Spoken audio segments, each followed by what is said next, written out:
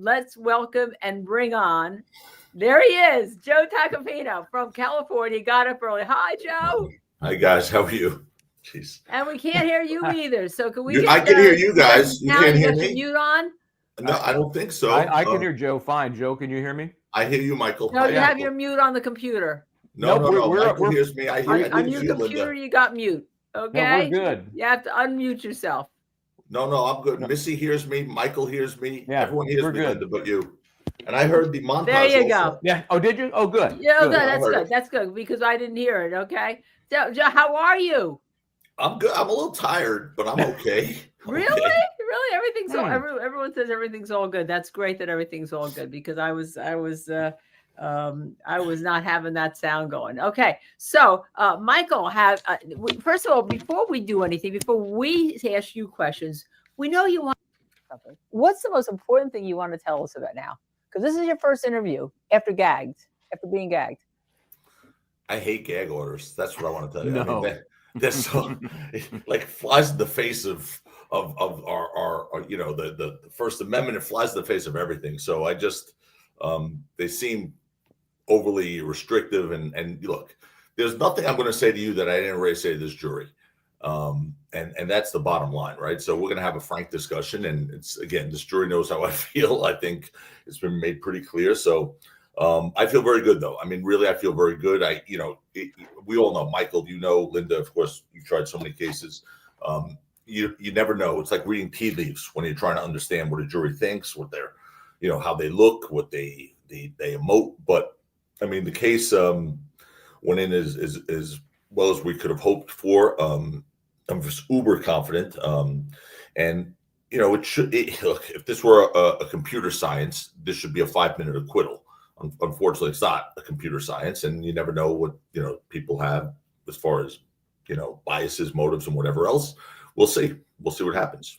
Okay, so we have been on this, as you know, right from the beginning, and we reported, because we didn't have access to you, but we had other sources, that the judge was concerned after the Relli's questioning. That's the main witness against your client. That's what this case is about, really. Mm-hmm. After Relli's question about the prosecution continuing with the ethics going on. And I think that may have something to do not only with the questioning, but I want you to discuss with us the shakedown. Did you ever tell the prosecutor's office, the DA's office, that your client, this was a shakedown and they continue to go forward? That's my first question. That's A. Number B, did the prosecution in writing ever acknowledge that the judge told them that there may be an ethics issue? I don't know if you have it, if you can tell us what it is. If you don't want to tell us what it is, it's fine, because we're going to ask the DA. Yeah, well, good luck with that one. Good luck getting an answer from the DA on that one. There is one,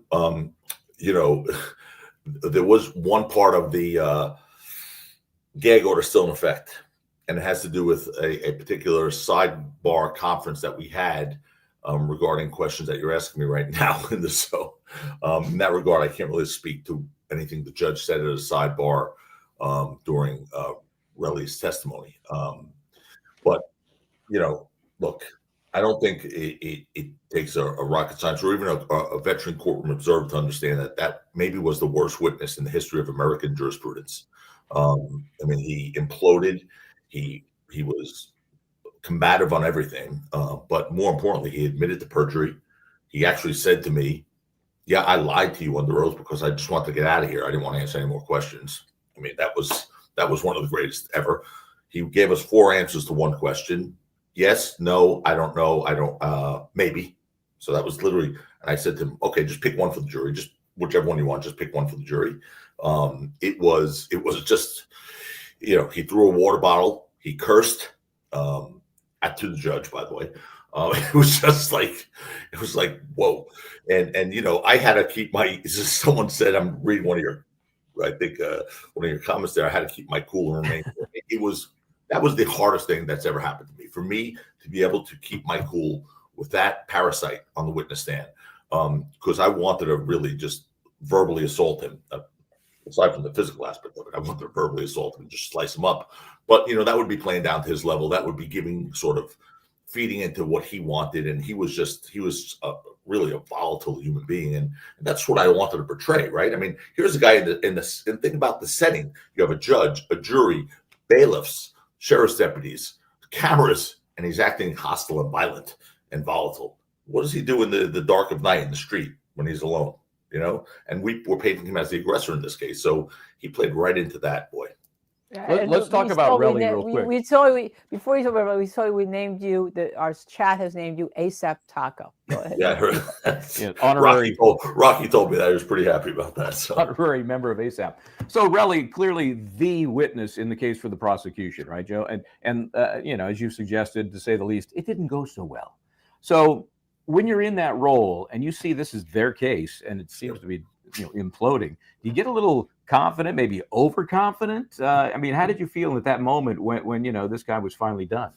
No, overconfidence is the last thing that ever happens to me. I'm not even look, that witness was eviscerated. I mean, you know, people commented, and I can't tell you all who commented, but people inside the well of the court room commented about his lack of credibility, and whatnot. I mean, there was no question. I mean, the guy, again, he admitted perjury to the jury. He admitted lying. He said things were fake that weren't fake. It was clear it wasn't fake. He got caught lying about shooting guns in Los Angeles a week or two before the incident. He got caught on that. He said it was fake at first, then it wasn't fake. I mean, you know, again, other than his name, I don't think he told the truth. I mean, his tongue is a stranger to the truth, and I don't even know if his name is the right name. So for all I know, he lied about that too. But the bottom line is, without him, see, the prosecution then realized what was going on, and they try to make the case, well, we don't need Relli. As a matter of fact, in my list of 10 questions, which was ignored completely, one of the things the prosecutors asked the case detective, the lead detective, Detective Flores, was, well, without Relli's truthful testimony, can you still establish a shooting occurred? And the detective was like, yes, you can. Period. No, not without any explanation. Well, then I get to, thank God, do cross-examination. I said, well, let's unpackage that a little bit. When you say yes, you can without Relli. So take Relli out of the picture. So no shell casings that he, you know, conveniently found 2 hours or an hour and 45 minutes after the incident, after 7 police officers searched for 20 minutes in the exact same location with searchlights and couldn't find any shell casings. He comes back an hour and 40 minutes later and happens to find them within 2 minutes. Boom, he bends down and they're right there in the same location the police were searching. We have video. You know, so without his testimony, can you establish a shooting? Well, Detective Flores made it very clear. There's 3 things in this case without Relli. There's the video by the parking garage. There's the video of the buggy video, the grainy video that you can't really see what's going on the street where the actual incident occurs. And then there's the sound from one of the Nest cams you hear of what appears to be 2 shots. So I said to Detective Flores, the case detective, the first video by the garage where it appears that Rocky's pulling out what appears to be a gun. I said, can you tell if that's an operable gun? He said, no, from the video, you cannot tell. So that could be a replica gun. Yes. Okay. Boom. That one's gone. Second video, do you even see a gun in this video? Do you see any evidence of a shooting in the video alone? You go, well, in the video alone, no. Okay, well, that's what we're talking about, the video alone. Nothing, right? No. So that one's gone. Now, what do you have left? The sound, he said. The sound of a shooting. Well, there you go. That's pretty powerful evidence that there was a discharge. And I said, the sound of a shooting, pop, pop, is what brings it all together for you, he said. I said, right? And he said, yes. I said, okay. So what can make that sound of a shooting? He said, a gun. I said, and they said, and the replica gun, a starter pistol. I said, boom, exactly. So with that, that's the 3 pieces of evidence without Relli, none of which could prove beyond a reasonable doubt or even beyond, you know, a preponderance of the evidence that is an operable gun. Case over. So yeah, that's what they did with the case. Now I'm going to go back to this whole issue of shakedown because I have been big on this. That tape that Relli had with Wally, right, where he said that he needed to get a lawyer he wanted $30 million. It was cash, if I recall. He'd go on an island, go on the beach. They wouldn't be able to find him. But he needed to get the lawyer to get a bag, you know, like a bag man, because of not, it's called extortion. And I've been really big on that I think that's a real ethical problem. And I'm going to ask the prosecutors about whether they had ethics counsel on that. So, but I want to ask you, do you and Rocky, if there is a not guilty, or even if this comes out bad, intend to file ethics charges against the DA, given there's another federal court opinion that reversed a murder conviction because of his outrageous misrepresentation? You know, Linda, it's a fair question. Ultimately, that would be Rocky's decision. right now I want to focus on just getting the right verdict at this point and not worry about, whatever is going to happen afterwards, collateral sort of issues. I've been very obviously disappointed in a lot of things that's happened in that courtroom, by way of, this is not a game. It's not a contest to see who wins. When you're a prosecutor, I used to be one of those. So was I. Right, I know you were. So, I mean, it's you have a different type of power there. You have a different type of responsibility. It's not just a civil case where you just want to win. You have to also balance a lot of things, a lot of factors, doing justice, making sure, you're proceeding in a way that's right and proper. So, I've had some issues, obviously, but I don't want to really get into that now. I'm not looking to rehash everything that's happened in that courtroom. It was unfortunate. It shouldn't happen, but, quite frankly, I've never experienced that in my life. I've tried 120 jury trials. I've never had what's happened in this case happen in any other case in my life with a prosecutor, or an opponent, an adversary, when I was a prosecutor. Even it's been strange brew, to put it mildly. But on the other hand, when I'm representing someone the way you are, Linda, I take it very personally. They become family to me. And when you represent someone in a matter of importance like this, and their lives are on the line, and not the death penalty, but their liberty, certainly, and their family's well-being, I take it personally. And when I feel like someone's not playing fair and not shooting straight, I will do whatever I need to do to protect that person. And if that means being as aggressive and, as I need to be, I'll do that. I'm not going to let people, take advantage of people that I'm representing in a matter of importance like this. Yeah. It's if you don't get personally involved, maybe you shouldn't be handling the case. Maybe somebody else. 100%. Right. 100%. So let me ask you about the motivation to bring this case, because when it first came out, just the thumbnail, people are going, okay, interesting. Sounds like something bad could have happened. But then they were questioning, well, why wouldn't your client take that 180 days and the deferred sentence and all? Then they started hearing some of the story, and then of course they heard Relli. So the tide turned dramatically. I think our little poll had something like 85% of the people think that he did nothing wrong. So my question is, what's the motivation for the prosecution? Aren't they looking at this case with normal eyes like any human would? No, they're not, obviously. If you're embracing a witness like Terrell Ephron, Relli, and you're embracing him and asking the jury to believe him when he's told the jury, I've lied to you. I could say whatever I want to whoever I want, whenever I want. Yes, I've lied. You've caught me. Okay, so what? Or the evidence that you're presenting is fake, even though it's real, and I just want to say it's fake, and I want to get out of here. Just give me my $30 million. I want to go home. And you embrace someone like that. I don't think they're worried about evaluating the case properly. If they would have been, I would have. Honestly, I think I said, prosecutors will probably make an argument in my summation. I said that something along the lines of, Relli's not on trial. First of all, his credibility is on trial when you have someone who's making an allegation like this. But I said, but perhaps he should be on trial. You have multiple counts of perjury. You have extortion, which is crystal clear. He's asking. Before he went to the police. Don't forget, guys, he held evidence that he claims he found at the scene that the cops missed. 7 cops for 20 minutes missed. In the same spot that he happened to find him. What a miracle at the Dunkin' Donuts. I named him. Right. He went to Dunkin' Donuts at 11 o'clock at night on a Saturday night during COVID. I guess he must have broken into the Dunkin' Donuts because there was no Dunkin' Donuts open at that point. He got a bag. Yeah, exactly. That's the bag he got, right? Just the story was just so convoluted. And they corroborated nothing of his versions. And that's the crazy part. He said he went back with his girlfriend. Okay, where's the girlfriend to corroborate? He said he flew to New York after being in the shooting range, shooting 9mm casings flying back at his head. That would have given him access to 9mm shell casings, right? Spent 9mm shell casings in Los Angeles a week or 2 weeks before the incident. Well, but if he flew to New York on a commercial plane, Michael, then I know you said you thought this was just an attack on consistency and credibility. It's more than that. If the DA was going to argue, well, if he shot 9mm shell casings, but he had to fly to New York on a commercial plane and fly back, there's no way he could have taken those shell casings with him because you can't fly commercial with shell casings. I said, oh, really? We're taking his word for it? That would have been pretty easy to prove. That's an easy fact to prove up, right? Show us the airline ticket. Show us the airline ticket, the flight plan or whatever. Show us something that he took planes out of LA and back to LA. That would have been so easy to do. Nothing. How about this? They got the GPS location data for this one of the 4 guys that were there. This guy, ASAP Ills. One of the 4 guys was there, right? The guy was getting beaten up by Relli. They subpoenaed his and got a search warrant for his GPS location data, which put him at the scene, put him at Rocky's house afterwards. That's great. Okay.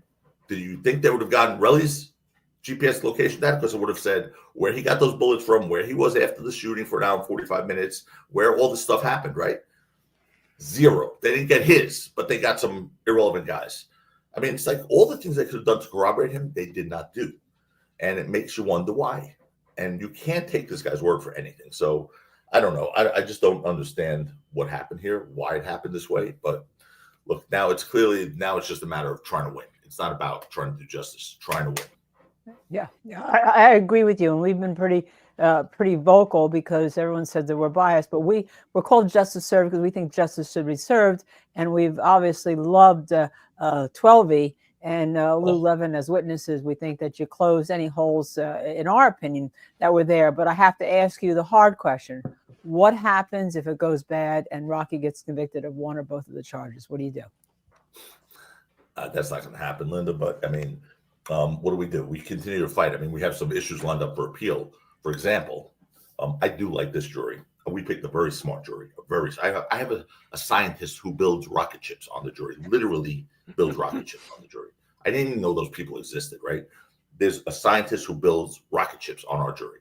There's teachers. There's educators. It's a enormously smart jury. I mean, managers of major supermarket chains, like really smart people.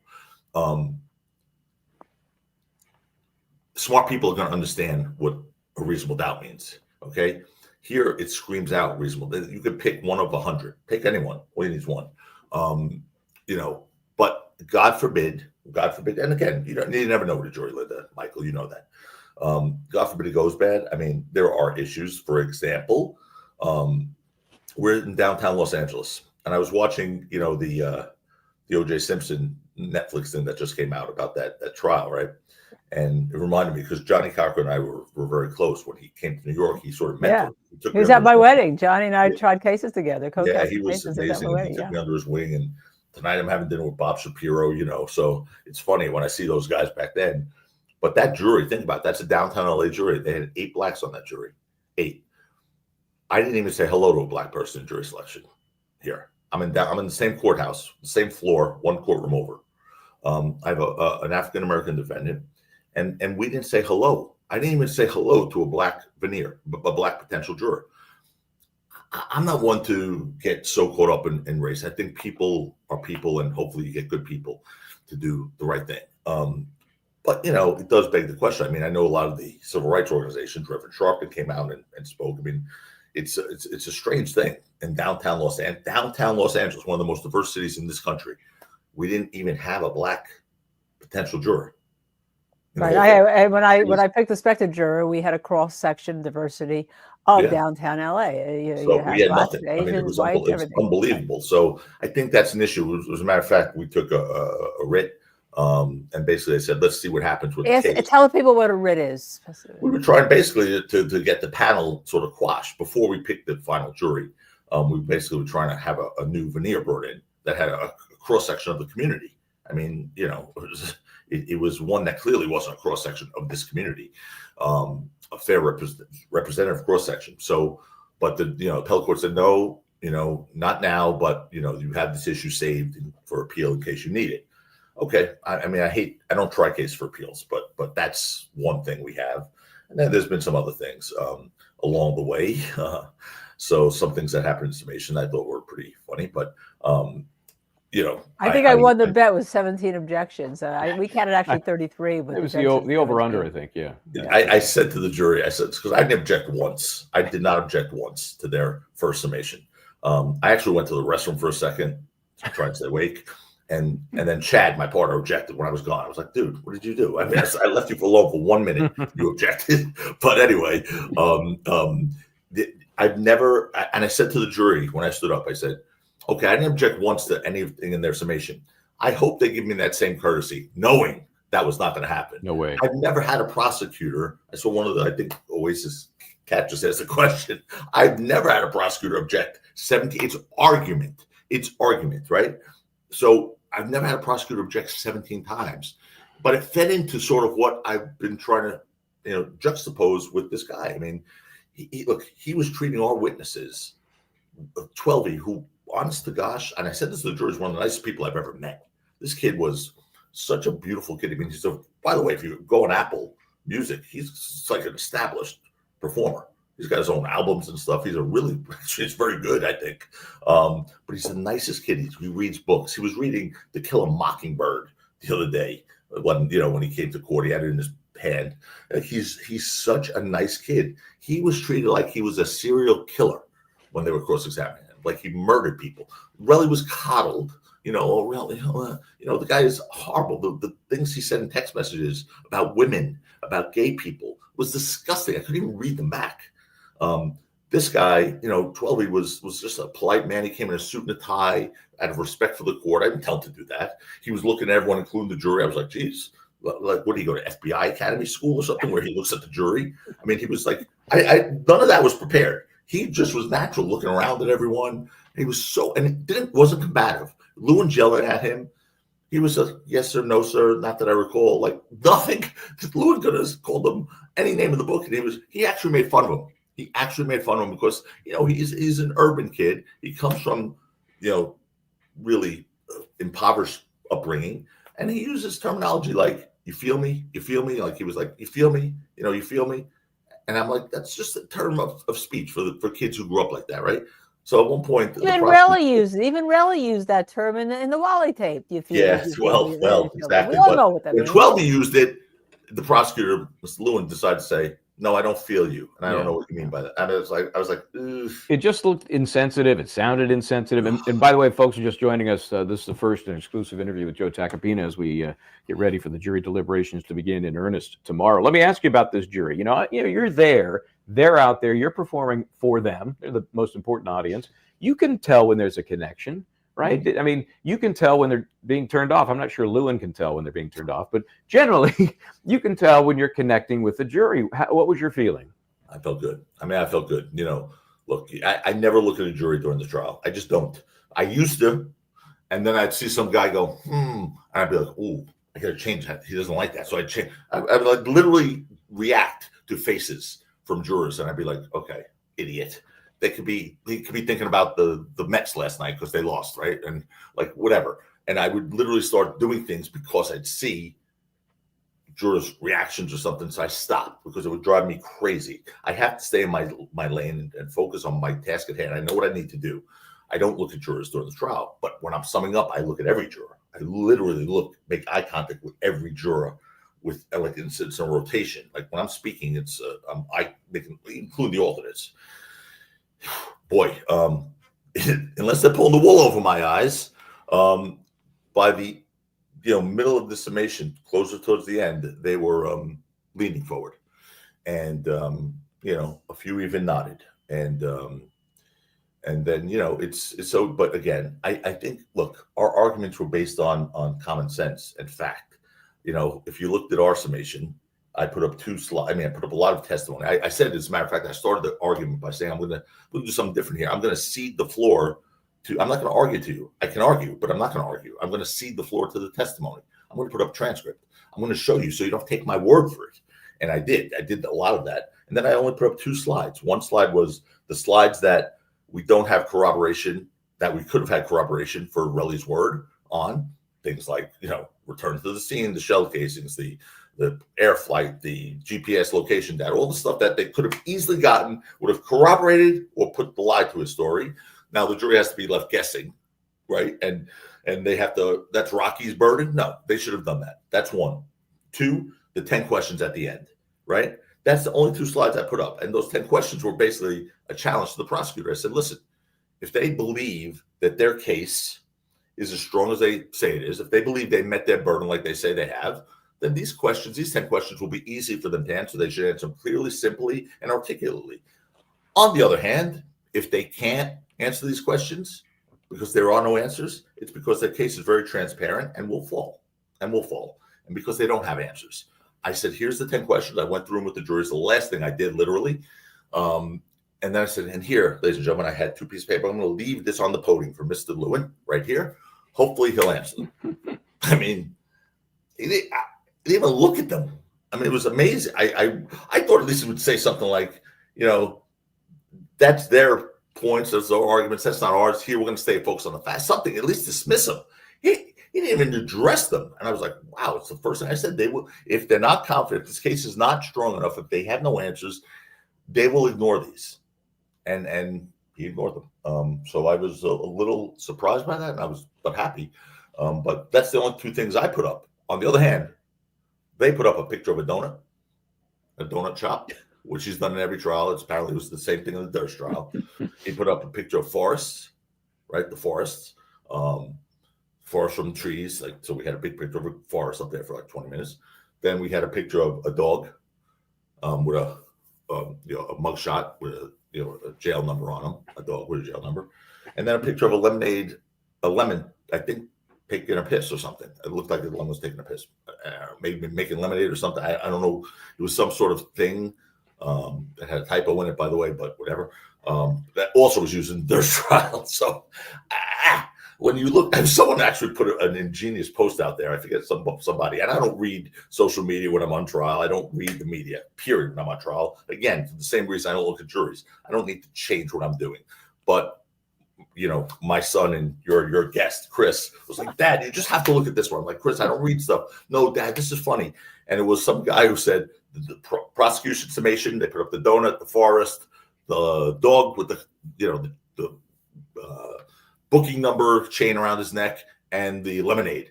And then they said defense summation, 10 questions, things that lack corroboration. Boom. And said that's the difference in the 2 summations. I was like, I wish I had a minute rebuttal on his rebuttal. I would just put that slide up. So, but who knows, guys. By the way, your son, Chris, was great on the air. And everyone wants all 5 Tacopinos, including your wife, Tish, who we understand holds everything together. So we're giving her a shout out and giving your kids a shout out. I know Michael has 2 more questions, and then we have a very special video question. Yeah, we do. We don't want to take too much of your time. Do you have time to stay for that? Yeah. Okay, Michael. So this is something a lot of the folks have been asking about, because I was going to say in your argument, but there have been a lot of them between you and Lewin in the court. This particular one was the one in which there was a question about, let's just say ethics and the use of terminology and perjury. And at one point, Lewin says, if you don't stop, I'm going to tell everything. I'm going to talk about everything. What's he talking about? I have no idea, because he does it every day. Every day he complains about everything. So he said, well, you didn't do this, or we didn't do that, or we gave him the late notice. Look, I don't want to get into it here, and I'm not looking to bash him here. It's, what happened in the courtroom in the heat of battle happened. But it's every day we have a new complaint. But I find them to be very hypocritical, honestly, for reasons I stated on the record. There's things that were done in this case that honestly shocked me. That shouldn't have been done, but again, it's just I don't know what to say other than I've not experienced this before in 120 trials. Right, and some big cases, which put one in. Joe is no stranger to cases that have media, that have press, that have pressure. But the thing about Joe is that, and I'm going to say this, he's not going to be pushed off his game when he is representing a client. And I also will say, as I said to your son, Chris, you're one of the nicest people I know. You are such a gentleman. Everyone says you're a bulldog in the courtroom, but you better be more than a bulldog. When you're representing somebody, you better be you. Joe, and we thank you for that. That meant a lot to me, Linda, that you said that, because look, at the end of the day, like when I'm in the well of a courtroom, I'm a different human being than the one outside. I don't wake up trying to cross-examine people. I'm not combative. I try to do right every day. I try to be a good person. I'm not perfect, obviously, but I do try and treat people with respect. I grew up not well off. I didn't miss a meal or anything. I wasn't homeless, but I grew up initially in Brownsville, Brooklyn, then moved to Flatbush, Sheepshead Bay. So it's not like I was, privileged. Let's put it that way. My parents are amazing. They were, hardworking, from immigrant families and stuff like that. But like mine, you know, right?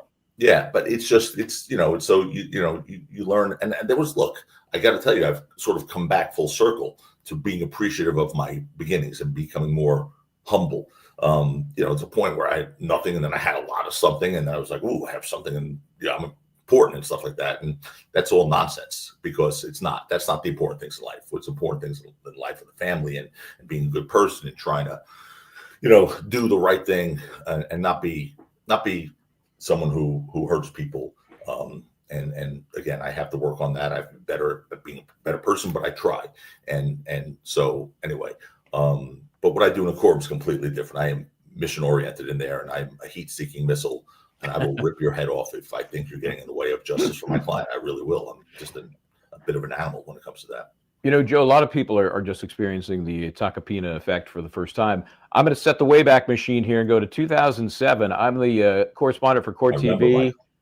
Melanie McGuire case. That's when I first, ran into this this daredevil, this force. And I can just say, and I'm not sucking up here. Linda, do I suck up?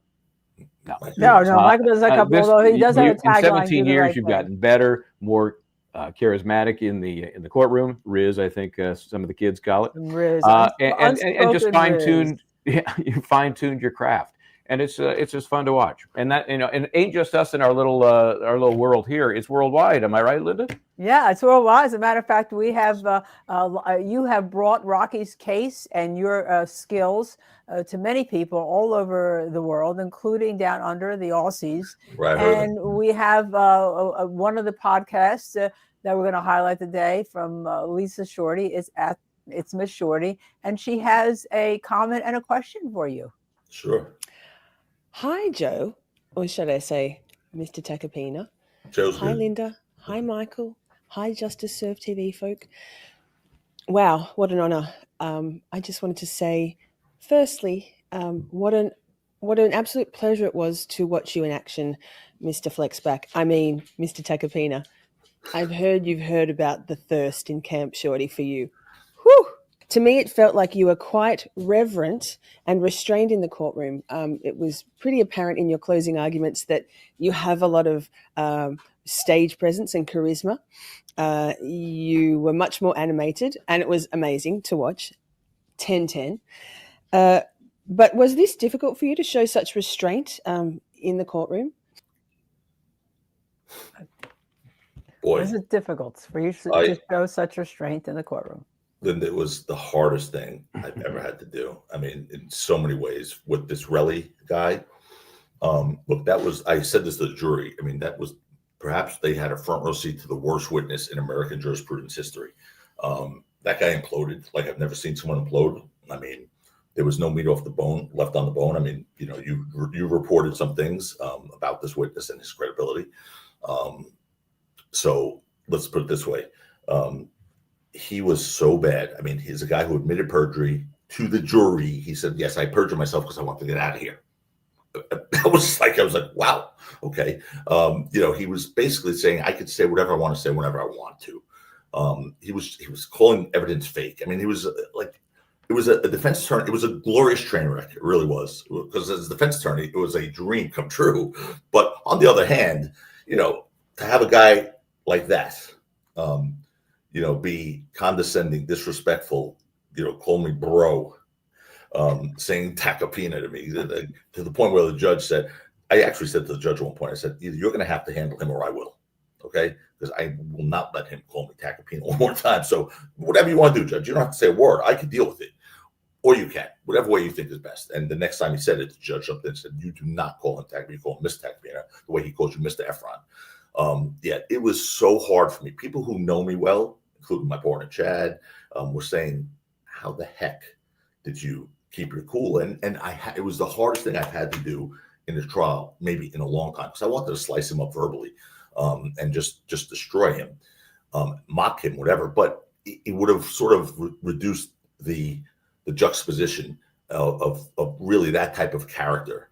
I wanted him to stand out, that sort of volatility to stand out. I mean, look what he was doing in a courtroom with a judge, bailiffs, sheriff's deputies, cameras, a jury, and he was throwing water bottles, cursing, challenging me, almost flexing his muscles, like, like acting like a complete thug in a courtroom.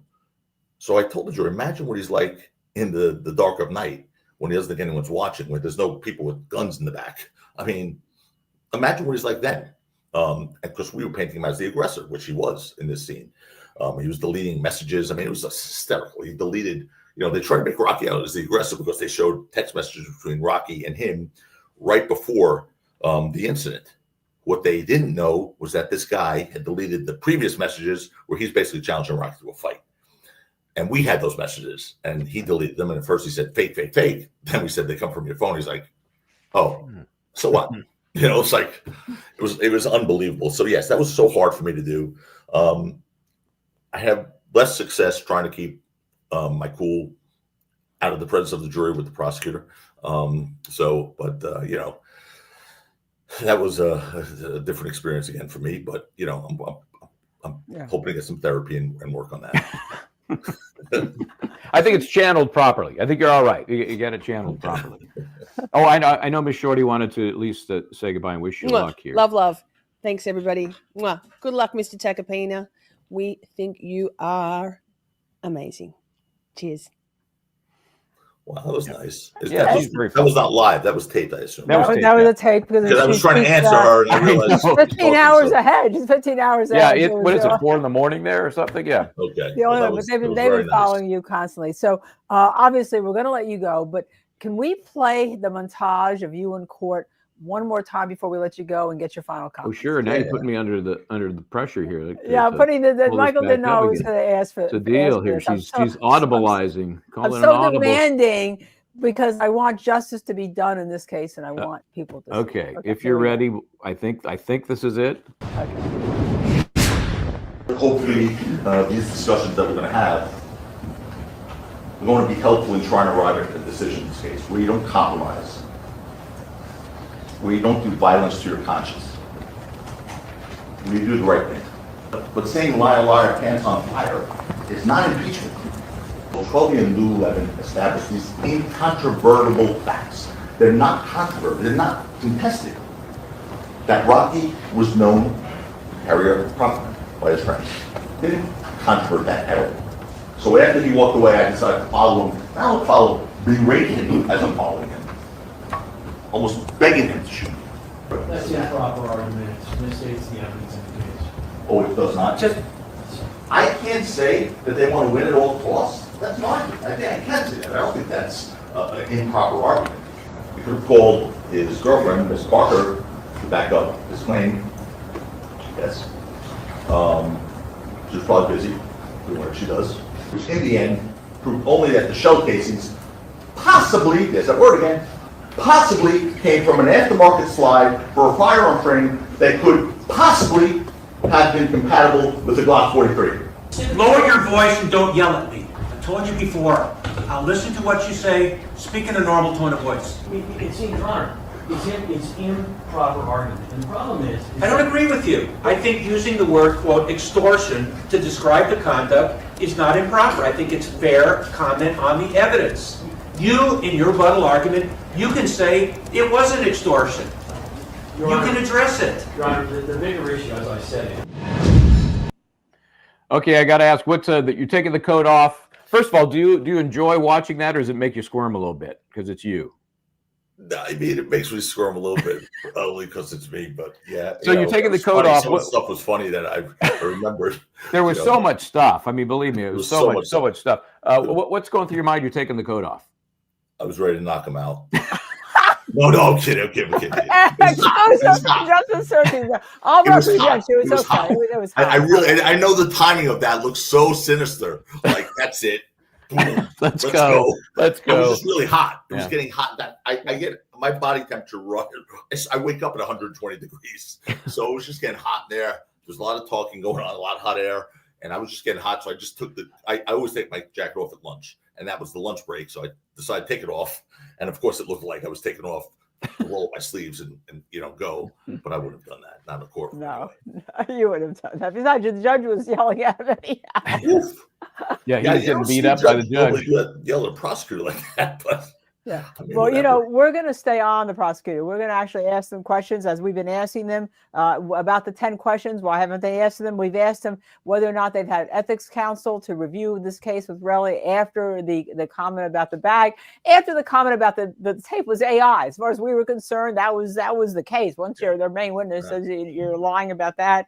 And we're going to stay on them because we also now have a hint. If there's still a gag order for what you say, we're talking about at the bench. I think our reporting about the judge being concerned about ethics may have been absolutely right. I know you can't confirm or deny, but we stand by it. So, and we're going to stay on the prosecutor to come on here and answer these questions. Anytime. Come on in. Anytime.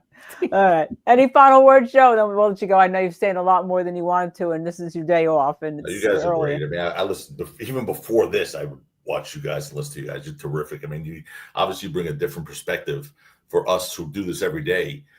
You guys actually know how to analyze, and it's amazing to watch. So I love you guys. Linda, you're obviously one of my oldest friends in the business, and Michael, I've known you for forever. So you guys are really terrific. So it's been an honor for me to be with you guys, and thanks for having Chris on. You made him so happy. But I got to tell you, Chris, like, he works for the Florida Panthers, right? He's a manager, data analytics manager there for the Panthers, whatever he does. He has a Stanley Cup ring now, and you know, he starts during this trial like he's obsessed with this thing. He's texting us.